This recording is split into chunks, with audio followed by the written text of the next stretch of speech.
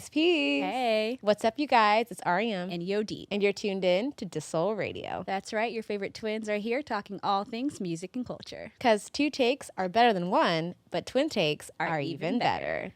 And we're back with another episode. And we, just celebrated the holiday, Thanksgiving passed, and took a little week off, but we're back.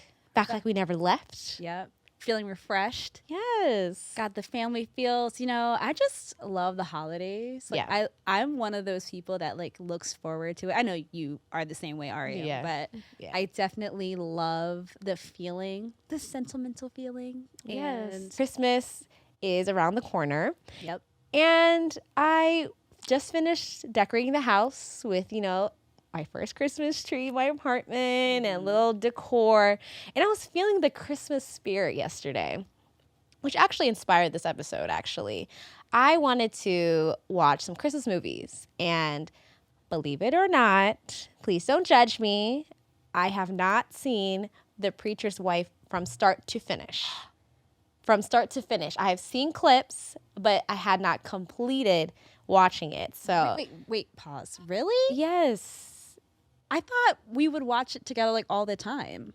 See, I've seen it on TV. It would come on TV. It comes on TV, and I've seen parts of it, but not in order. And then sometimes, when the commercial comes, somebody wants to change the channel. So I have not seen it from start to finish. So I decided. I was about okay, I'm gonna have to sit with that. I mean, we did grow up in the same home. Oh my gosh! See what did I say? No judgment. I literally said no judgment. I'm not judging. I'm thoroughly confused. I'm just did we not have the same? It's giving judgment. But all right, all right. You should. This is a safe space, Ariam. Okay. This is a safe space. Okay. Continue. Yodit. Okay, Yodit. Anyways, so I decided to put it on and watch it from start to finish, and it's so good. It is so good. It's it's heartwarming. Probably one of the most elite holiday movies. Yeah.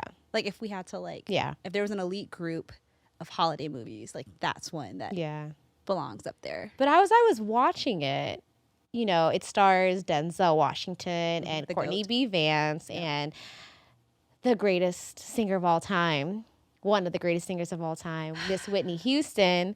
Yeah. And I've, not having watched the whole film, I've always been hip to the soundtrack because it is a masterpiece. It truly. It really is. Yeah. Everyone talks about so many iconic soundtracks from that period, but that specific soundtrack, elite. It's top tier. Elite. For sure. Elite. And then actually, this is really what inspired today's episode. Whitney Houston, obviously she's a phenomenal singer, but she's also a great actress. Yep.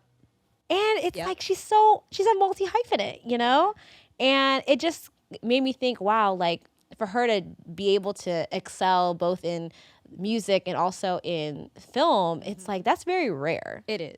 Not everyone can do that. And I feel not enough people talk about that. They talk about her having a film career, but they don't really talk about how good of an actress she was. Yeah. So I think that's and so true. And what's cool is she's every movie she's been in has been a hit. Yeah. The Bodyguard, Waiting to Exhale. Yep. Of course, The Preacher's Wife, which now I can say is amazing. But it's so cool. Plus, you get a bomb soundtrack out of it. It's like a 2-for-1. It really, That's what I loved so much about that era, because that's what, obviously there's soundtracks today. Yeah. But that was really a time where you were just as excited for the film to come out. Your excitement for a soundtrack was just as high as your excitement for the film. Yeah. To your point, it was a package. And there was so much energy put into soundtracks. Yeah. And then also, another thing why I feel like soundtracks just don't, they exist and they're great, but they actually don't hit the same is because that was an era where you would have a music video paired with random B-roll and clips from the movie inserted. Yeah. And then sometimes they'd have music videos where they would have the stars from the film do cameos in it. Yeah. I'm not seeing that same production. I'm not seeing that execution. You just unlocked so many memories. You get what I mean? Yeah, but you're absolutely right. They were just so well thought out. And they were just such a huge extension to the movies. Yeah. And then actually made you, if you hadn't seen it, if you see clips, you're like, oh, maybe I want to check it out. Yeah. You know, it's like, that is what I want to see. Yeah. This is what I want to see, you know? But yeah, it kind of inspired us to think about like other artists that are actually really great actors. Yeah. But before I finish talking about Whitney, I just want to point out, yes, she's an amazing singer. She's a great actress, but she also is a great producer. You know, people don't talk about that as much. Mm-hmm. Oh my God, I forgot to talk about Cinderella. She was great in Cinderella as the fairy godmother. Okay. Pause. That movie, I think, was like so essential to like our childhood. Yeah. Like, and absolutely. She had, not only was she producing it, but she was the fairy godmother. Godmother. Yeah, I know that's right. But for me, it's like, I think, you know, even watching like the original Disney cartoon, like seeing the live action with Brandy playing Cinderella and Whitney playing with the fairy godmother, it's like, I think that was the visual aid I needed as a child. Yeah. You know, and she just was magical and beautiful, and it was so black and just, you know, multicultural. You know, it was, that movie said that there are no rules to this. Yeah. They literally just like expanded the boundaries or the limitations that existed within filmmaking, specifically with fantasy and fairy tales. Yeah. And the public really like embraced it. Yeah. That's what I loved so much. And I think it helped when you have like a Whitney Houston. Yeah. In the background so much impact at the time of the film, showing up and then giving so much nuance to the fairy godmother character. Like, obviously she was a star, so there's going to be a little bit more attention to that character, but she brought so much energy and she brought so much soul and personality to the character. Yes. And I mean, that just goes to show how impactful her performance was. Yeah. I mean, for me till this day, like anytime I think about the fairy godmother, like I think about Whitney Houston. Yeah, period. And then she was also, you know, a producer on that. She was also a producer on The Princess Diaries. 1 and 2. Right. Which is why it makes sense why we love it. We love that film, not just because of the story and you know, having Julie Andrews and all these the great cast, but there's some essence there that I feel like is nostalgic, but also just like a hit. And I think that it can only be that way because Whitney had her hands in there. She really did. Yeah. And soundtrack was also good too. Oh, yes. Yeah. I mean, if Whitney is a part of it, the music's going to hit.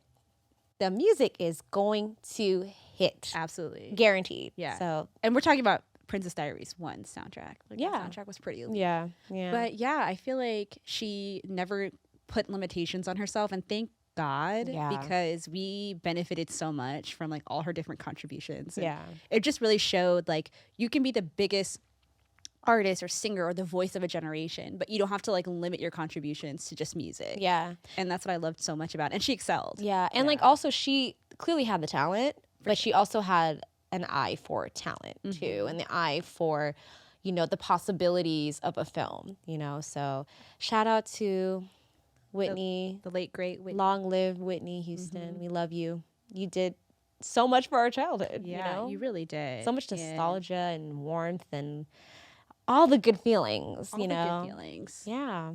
And then even outside of childhood, like obviously you mentioned she was in Waiting to Exhale. Yeah. And even in that movie, like it was a different version of her that we saw. Like, in terms of like when we're thinking about women and womanhood and those like sisterhoods, friendships, you know, and like navigating that, like she just like fell into this group of actresses, you know, Layla Rashawn and Angela Bassett, and just kind of like working with these other power players that were other, like, you know, actresses and they had their own impact in their own right. Yeah. And just seeing that she can just be thrown and thrusted in that space. Yeah. It was a great cast. Such a great cast. Very, very great cast. Iconic film. Ugh. So good. So good. Yeah. I can always watch that, which is why I was like, I sat there, I was like, why did I not finish this movie from start to finish? Because when it came out, you know, we were so young when it came out, right? Yeah. So now as like older, you know, women in their late 20s, like we can like watch that and appreciate what she did. Yeah. And it's like she really just gave herself in all these different roles, right? Like you mentioned Bodyguard, which was a completely different role. And that was like her first acting role. I mean, debut, I guess, you know, as a lead. And yeah, there were parallels to her real life, but I feel like I could also see Whitney separate from the character she played. Yeah. You know. That's very true. That's very, very true. And I'm just really glad she dug in her acting bag. She did. She really did. She was really killing it. Really killing it. Yeah. But there's so many artists that transitioned seamlessly and flawlessly, you know, to acting and film. And another one is Queen Latifah. Oh yeah. Hello.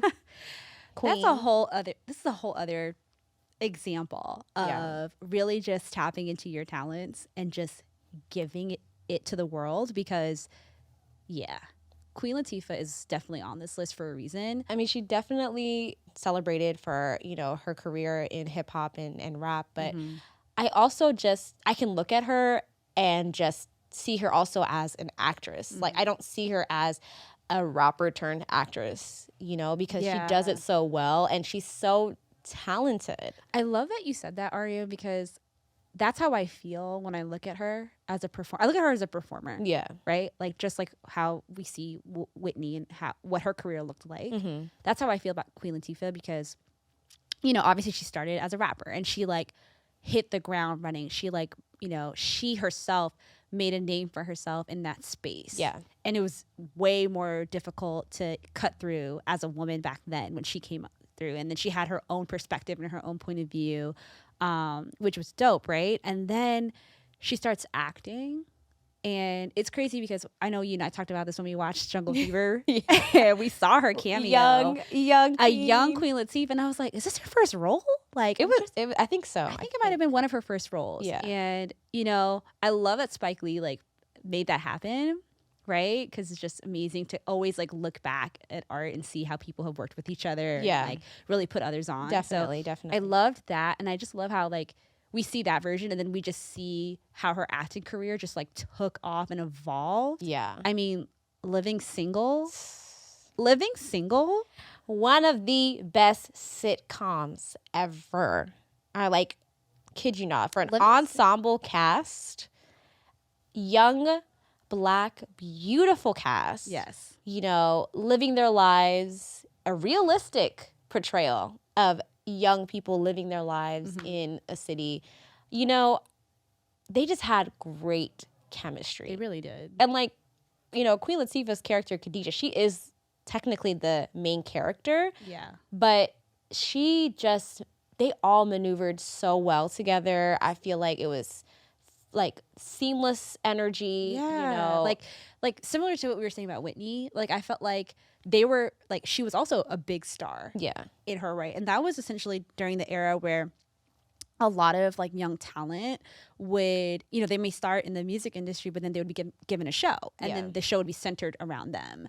Like, when we think about Moesha, and we think about, you know, Fresh Prince of Bel-Air. Yeah. Like, we think about, like, that was a time where people were really tapping into their acting bags, but the show would be centered around the star. Yeah. But when we watch Living Single, it feels like you said, like, it felt like an ensemble. It felt like everybody had their time to shine. It didn't feel, obviously she's the main protagonist, but like, it didn't feel like it was Queen Latifah's show. It felt like she was a part of a family of actors. Yeah. But in addition to that, what I really love about her in the show is that she doesn't come from a background of, you know, comedy. She at the time was an early actor, but there are scenes where Queen Latifah has me rolling. Like, everyone has that talent, that comedic timing, you know, just that natural, like, you know, comedic acting ability. And everyone was funny. Like, you could have any character come on screen and you look forward to see what's going to happen because they're equally as funny. I always wonder if actors that are part of like cultural, like culturally impactful shows, like understand their impact in real time. Like, when they were filming it, do you think they like understood? Because what they represented with that show was like a number of things, right? Like, obviously it was a Black show, like a fully Black cast, and it was told from the perspective of Black women specifically, like having them kind of navigate life and their friendships and all of that.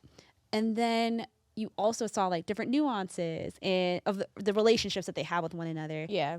And I just love it because specifically with that show, it's argued to be like the blueprint for a lot of different shows. Yeah. I know we all heard the conversation about how it was essentially the inspiration for Friends. Yeah. And it makes a lot of sense. When you rewatch it, you're like, okay.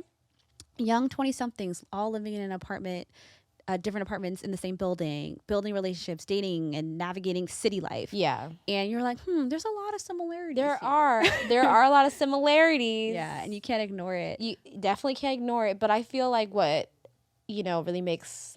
I do love Friends. I love Friends. I watched all 10 seasons. Yeah. Like, I do like Friends. But I feel like there is a cultural...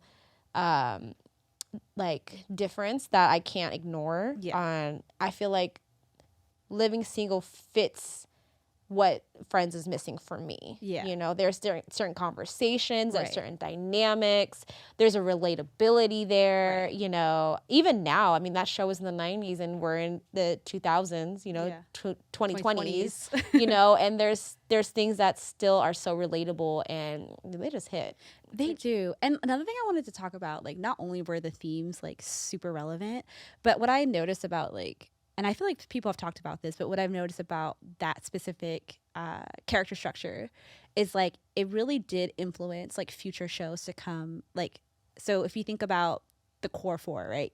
You've got Regine, you got Sinclair, you got Max, and then you've got Khadijah. It's 4 women navigating womanhood and dating and relationships and career and all of that, right? Yeah. If you've noticed, like, that's been the formula of television ever since. If you think about Sex and the City. Yeah. If you think about Girlfriends. If you think about Girls. If you think about even Insecure, and Issa's talked about that influence as well. You've even Harlem. Like, that core 4 friendship, like each character having their own point of view and personality, I feel like it really was influenced by living single. Yeah, and it was very effortless. Yeah. But it made sense, like, what group of 4 that that are all exactly the same. Right, exactly. And I think man, shout out to Queen Latifah for agreeing to do something like this, because look at the impact till this day. I know. So, like I said, I still watch it late at night now. HBO Max, they like literally what can I watch now? Hitting that. It can be any episode. I'll put on any episode for sure, and I'm good to go. I love it. I love it. Yeah. I mean, there's just, and then also it's like Queen Latifah's like, yes, she's a comedic actress, but let's not forget, okay, she can sing as well, and is Oscar nominated for her role in Chicago. Yep. Okay, she killed her role in Hairspray as Motorbath Maybelle. Yes. I'm just saying. Ariam. She is multifaceted. She's good. Really? It's just like, she's like, yeah, I'm going to do this and be great at it. And I'm going to do this and be great at it. And I was like, no notes. Wait, it's just, yeah. Like, actually, I mean, she can literally do it all. Yeah. She can literally do it all. I forgot. Yeah. And then, of course, she's like the rom-com queen. Like, I was this close to putting on Last Holiday. It showed up as on Amazon Prime as a recommendation. She evolved into like this rom-com, like this whole, like, she's had so many careers and genres she's tapped into just within acting. Yeah. That's how you know she's so good at it. This is why, Queen, you made it onto the list today. Yes. Keep shining. Yeah. I can't wait to see more. She's still killing it. Yeah. I just recently watched a movie that she was in with Ludacris on Netflix. I cannot remember the title, but it was pretty good. Another queen that has entered this list is Mary J. Blige. Yeah.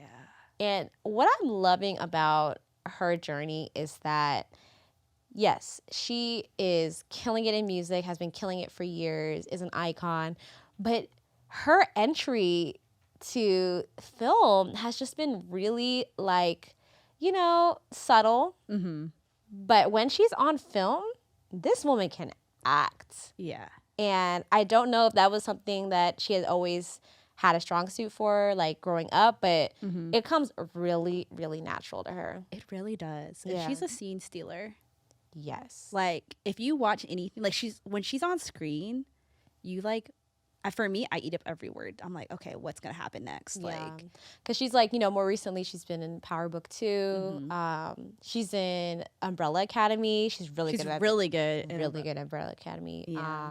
And she was also Oscar nominated. Okay, she's Oscar nominated for her role in Mudbound, which was so. And I didn't watch it, but I know you did. I watched it when it came out. Yeah. And I was really like, whoa, like, she's got range. Yeah. It's not like, oh, I'm just going to test this acting thing out. Like, she really made me believe her character. It was a period piece. And it was just really, obviously, like, there was a lot of, like, depth to the role.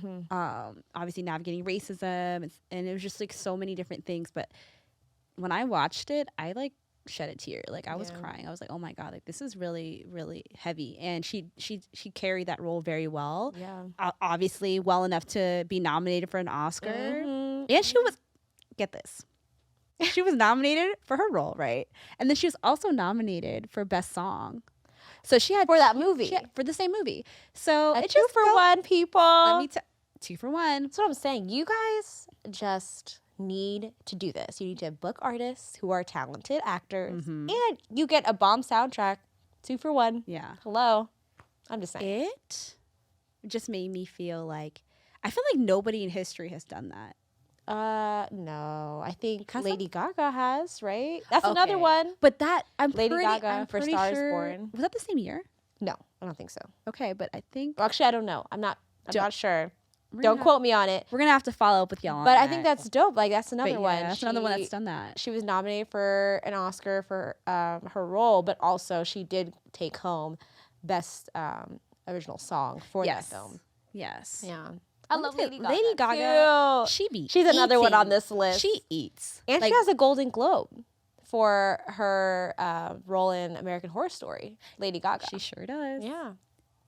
Don't sleep on Lady Gaga. Lady Gaga, that's another one. Like, she's so talented. And you can tell, like, obviously through her specific art, like, her performance, it's very much, she very much taps into, like, her acting bag. Yeah. Like, naturally, when she's on stage, the character she, like, evolves into. Yeah. Especially within her albums. Like, for every album era, she's really morphed into a different version of herself. And I feel like because she has that ability and she's very theatrical, I think acting does come naturally for her. Yeah. But folks like, Mary J., who you didn't really know, like, could get there, like, with the range and with the roles that she's getting now. It's always a pleasure to see. Absolutely. It really is a pleasure to see. And then our last lady who has recently really been impressing me each time I see her grace the screen. And we know her, we love her for her music, Miss Meg Thee Stallion. But I don't hear people talking enough about her acting.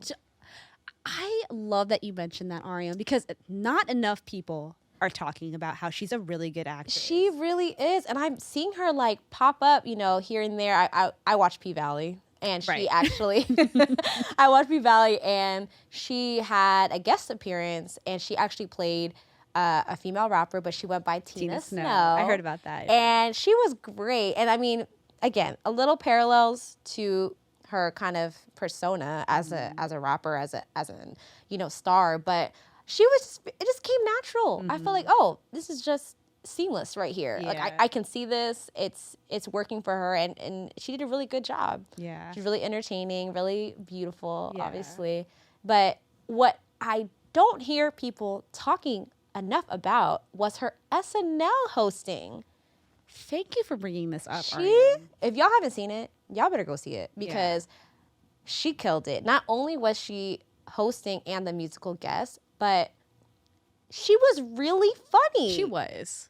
Like, every sketch that she did was really funny. Yeah. And first of all, her monologue was good. It was really good. Really good. And I can't even imagine what it's like to do an SNL monologue, but I feel like it's one of the most stressful parts of the show. Yeah. Right? Because it's your entry into the episode. You're basically showing us how the rest of the show could go. Right. Like, it sets a tone. Yeah. The monologue sets a tone. Yeah. And I can just tell that, I mean, not tell, but I can only imagine like how nerve-wracking it is when you, especially if you're not like a formal actor. Yeah. Just going up there and just like kicking things off. And she went on that stage and she had so much confidence. Yeah. And she had her comedic timing. Yes. Her jokes were on point. On point. I feel like to your point, Ariam, I feel like not a lot of people were talking about that. I just haven't seen a lot of people praise her because she really did a good job and she was the musical guest. So it's like, so from what I've learned about hosting SNL, it takes about a week to rehearse all the sketches. Mm-hmm. So basically for a whole week, you're rehearsing and she's rehearsing for her live performances because you get those 2 sets. Yep. And sometimes some artists do multiple songs for each set. So just depending on where you want to take it, that's a lot of work. And she just looked like she was having fun and it wasn't hard. It felt really natural. It and really did. I just was cracking up. Like, I feel like the writers really they really understood like what to do with her. Yeah.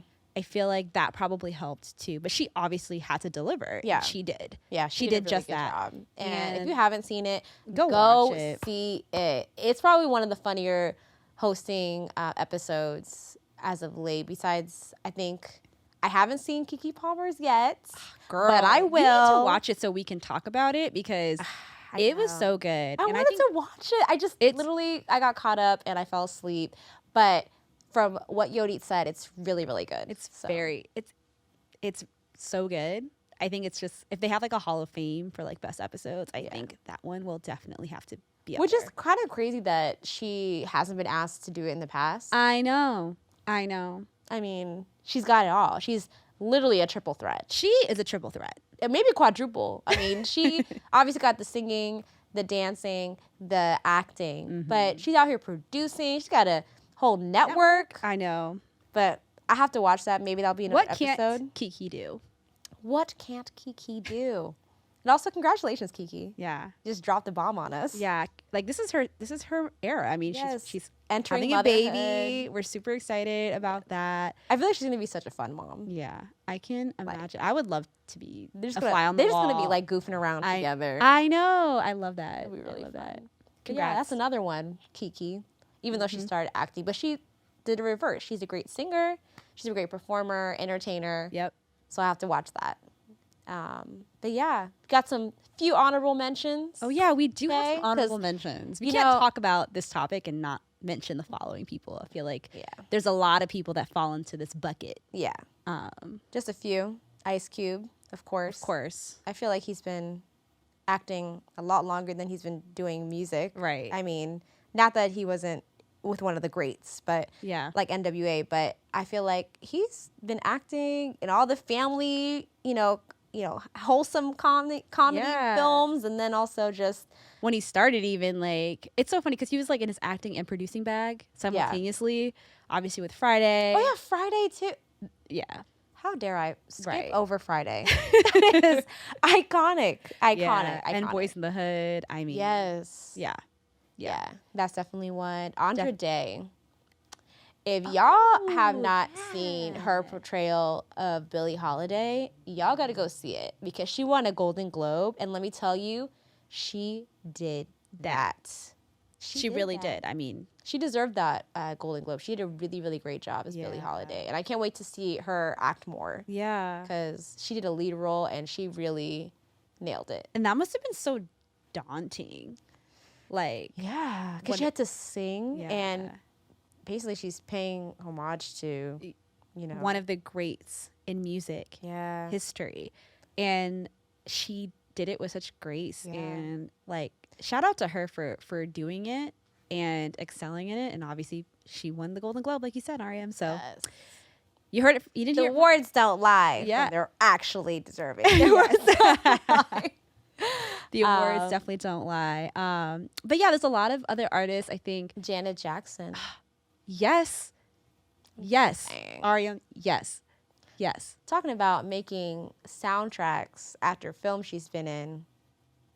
She's done a lot of her body of work for acting is extensive. Yeah, she's a really great actress. She has a lot of range. Yeah. She can do comedy, she can do drama. Yeah. Honestly, I really enjoy her in her and she roles. also started really young. I mean, remember when she was playing Penny on Good Times? Yes, and Good Times. And she was so good at that role, and she had carried a lot of depth then, so you could only see the potential for her. Yeah. But I love that she always went back to acting. Like, it never was something that she, like, put aside. Yeah. And to your point, like, she's so great at it. Who else?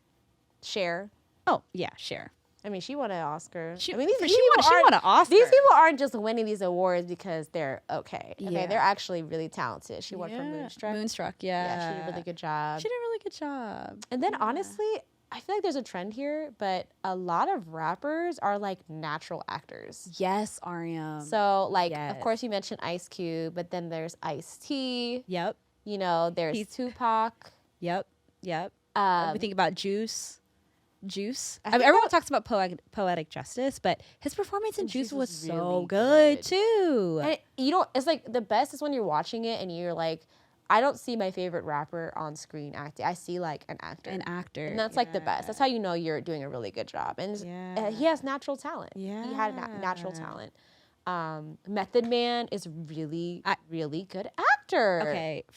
I think he recently talked about the fact that rappers make good actors. Oh, he did? Yeah. Oh, wow, I didn't know that. Hip hop as a genre is very much like upping yourself and like really just boasting and really like manifesting a lot of things for yourself. And I think that's probably where he was coming from. Oh, that I can see. But I can see. Like, I wouldn't say lying, but they are performers. I mean, rappers are performers. You come to bat with a persona, an energy, an attitude. Thank you, an attitude. Mm-hmm. And I think there's a lot of parallels with acting. Yeah. Thinking of other rappers that are good actors, I feel like when you talk about Andre 3000, yes, nobody really talks about how good of an actor he is. Yes, and obviously he's done a lot of films and stuff. But what really made me feel like this was. Remember that show American Crime? Yep. And the season he did? Yep. He played Regina King's husband. Yes. And that was a really good season. So basically it's kind of like every season is a different storyline, different characters, kind of like how American Horror Story is, but sometimes they'll recast the same actors from a previous season. And I'll just say, I won't spoil it, but it's really good. If you guys that was a really good network show. It was. It really was. So if you guys haven't watched it, 10 out of 10 recommend. It's really heavy, but definitely good. It's definitely dramatic. And it definitely shows, again, his range. Yes. I mean, the list goes on and on, but, at some point, we gotta wrap up the show. I know, sadly. But we should probably do like a part 2. Yeah, maybe a part 2. If you guys can come up with some other folks that fit this list, definitely comment, suggest. We'd love to hear it. Love to go and look at their filmography. Yes. I'm here for it. Yes, let us know who we should add on this list. Yes. And that wraps up today's episode. If you like what you heard, you can keep up with us on social at DEUXSOL. That's at deuxsol. You can also listen to us on Apple Podcasts, Spotify, Google Podcasts, Amazon Music. If you can hear it, we'll be on it. Until next time, guys. Peace.